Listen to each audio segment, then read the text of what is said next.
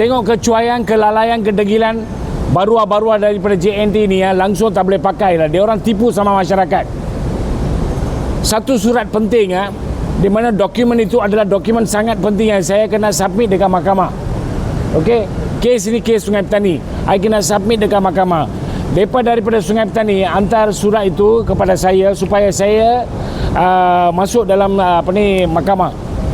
JNT tengok 16 hari bulan telah dipost di di Sungai Petani. Alamat dia terang-terang dia menunjukkan bahawa nombor 40 Jalan Padang Belia Brickfields. Tapi tengok berapa tempat dia hantar. Ini adalah dia punya shop, semua ada JNT ya. Tracking number semua ada. Dia hantar Hotel New Winner, Jalan Tambi Pillai Brickfields. Kenapa dia orang tak pakai otak kan lutut? Saya pun tak tahulah. Kita dah tulis sana nombor 40 Jalan Padang Belia. Dia hantar campak macam tu juga, Hotel New Winner, Jalan Tambi Pillai Brickfields. Tapi dia tak terima. Dia tak terima. Sana pun Prakash dah pergi cek, sana pun tak terima. Lepas tu dia hantar kepada Wisma Monorail. Dia hantar kepada Wisma Monorail. Sana pun tak sampai. So apa gunanya JNT? JNT yang dia makan duit, harga yang tinggi, itu kita tak perhatikan. Kita mau satu dokumen sampai dengan selamat mana-mana barang. Tapi mereka tu sudah masuk 16 hari bulan. Hari ini 26 hari bulan. Ngam-ngam 10 hari.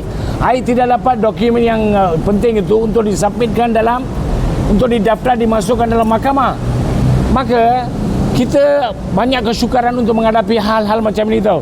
So Prakash dah berapa kali, lebih 6 kali ulang alik sana sini semua. Bila telefon mereka tak mau jawab. Jawab pun kena setengah jam tunggu. Lepas tu dia jawab, dia cakap tracking kita buat komplain, buat apa dia nak buat, kuih ke, buat apam ke, saya pun tak tahulah. Ini tak ada cilaka ni orang. Pagi-pagi kasi ngamuk, marah. Sekarang saya naik atas. Kita ada depan, kita naik atas, tanya sama dia punya pengurus. Apa jawapan dia, nanti kita turun. 11.35. Lebih kurang 1 jam lah, lagi 5 minit untuk 1 jam. Kita pergi tingkat 23 JNT HQ. Di what place is this? Mercu 3 Eco Park. Eco City. Tengok kecuaian dan kelalaian mereka tidak dapat jawab. Saya jumpa dengan customer service manager Mr. Elwin daripada China, dan Mr. Yon legal department, Steve public relation officer, KJ Go public relation, semua datang berjumpa dengan kita. Dia cakap sabar macam mana, sudah 11 hari masuk hari ini. So kita tak terima kita punya dokumen. So saya rasa ini sungguh menghampakan. Mana-mana jugalah orang yang hantar menggunakan dokumen mereka melalui JNT, surat ke parcel ke macam ni. Tengok 10 hari yang kita tak dapat dokumen, macam mana kita rasa? Saya prihatin. Saya tahu JNT dia hujan, panas, budak-budak itu yang bawa. Saya kesian mereka. Takkan sampai 3 hari, 4 hari, 5 hari. Ini dah masuk 11 hari saya tak dapat dokumen.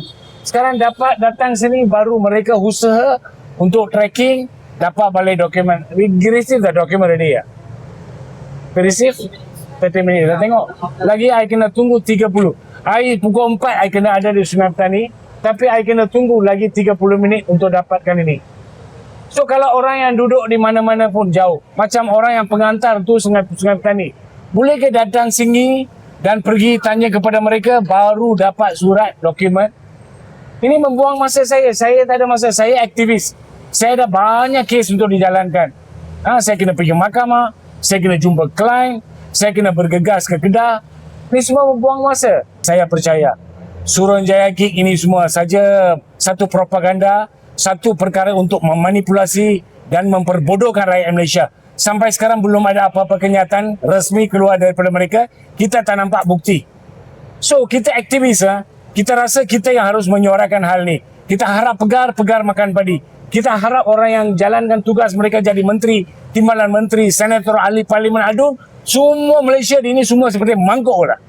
Tengok akhirnya ini Mr. Steve Yap, dia punya public relation officer.